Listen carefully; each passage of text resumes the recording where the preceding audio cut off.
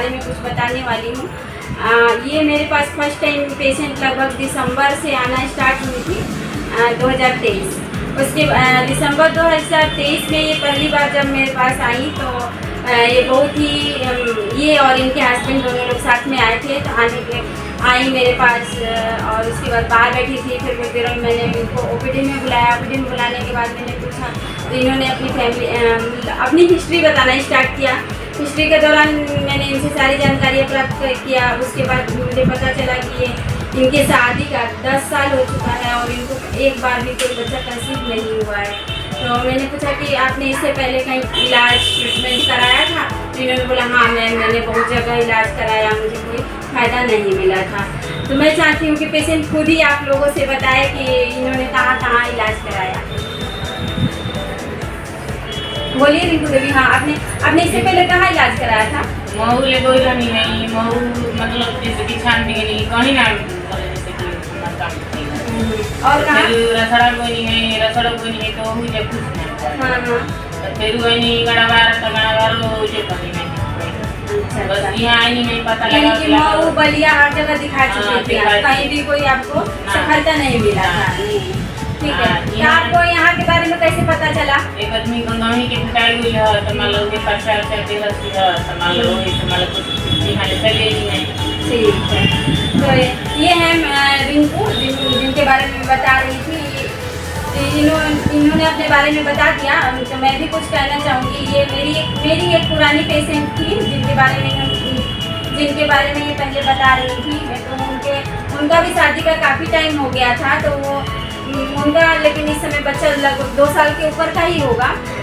तो उन्होंने इनको बताया कि जानकारी मिली कि इनको भी तो बच्चा नहीं हो रहा था। तो इन्होंने पता किया तो फिर पता चला तो उनके यहाँ से इन्होंने पर्चा लेके मेरे पास ये पेशेंट प्रिस्क्रिप्शन लेके मेरे पास एड्रेस के लिए आई थी। और इनके हस्बैंड ये बहुत पढ़े लिखे भी नहीं हैं ये लोग। और मैंने हिस्ट्री में इनसे जाना कि आपका ऑक्यूपेशन क्या है, आप क्या काम करते हैं। तो इन्होंने बताया कि हम और हमारे हस्बैंड तो भट्ठा पे ईंटा पाते हैं। तो उसी समय मुझे कहीं ना कहीं फील हुआ कि ऐसे लोगों को तो सहयोग करना ही है हमको। ऐसे भी हम बहुत लोगों को सहयोग करते हैं, लेकिन इनके लिए मेरे दिल से एक आवाज़ आई कि भैया इनका तो मैं काम करूँगी। मुझे अंदर से आया आवाज़। फिर तो मैंने इनका पूरी जानकारी प्राप्त किया। उस जानकारी के दौरान मैंने बोला कि देखिए आपको मैं फीस तो फ्री कर दूँगी, कोई चार्ज नहीं लूँगी, आपका फ्री में इलाज करूँगी, लेकिन कुछ टेस्ट होंगे उसका मिनिमम चार्ज लगेगा और कुछ दवाइयाँ होंगी जो रेगुलर लेना होगा।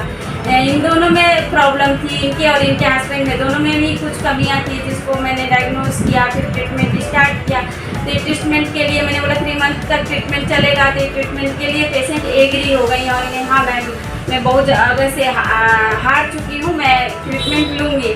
मैंने इनका ट्रीटमेंट स्टार्ट किया। स्टार्ट करने के बाद आफ्टर 3 मंथ ही जैसे 3 मंथ कंप्लीट हुआ इनको कंसीव हो गया। कंसीव होने के बाद फर्स्ट टाइम मेरे पास आई ये पेशेंट, बोली कि मैम मेरा पीरियड डिले हो गया है। तो मैंने बोला अच्छा ठीक है चलिए यूपीटी करते हैं। तो फिर यूपीटी के दौरान पता चला कि हाँ यूपीटी पॉजिटिव आया। तो मैंने इनको बताया कि रिंकू आप तो प्रेग्नेंट हो गई। तो वो पेशेंट बहुत खुश हुई, इनके हस्बैंड भी बहुत खुश हुए। और फिर मैंने इनको बताया कि देखिए अब खुशी की बात तो बहुत है, लेकिन 3 मंथ और भी आपको मेरे अनुसार ही चलना होगा। तो पेशेंट बोली हाँ मैम आप कहाँ चलेंगे, कहीं नहीं चलेंगे, अब तो काम बन गया। तो फिर इसके बाद ये पेशेंट जो है 3 मंथ तक रेगुलर चेकअप में रही, आती रही, मैं बुलाती रही, इनका चेकअप करती रही। 3 मंथ बाद मैंने ये बोली कि मैम अब तो मुझे काम स्टार्ट करना होगा, नहीं तो कैसे काम चलेगा। बोली ठीक है 3 मंथ बीत गया है, हल्का फुल्का आप काम स्टार्ट करिए।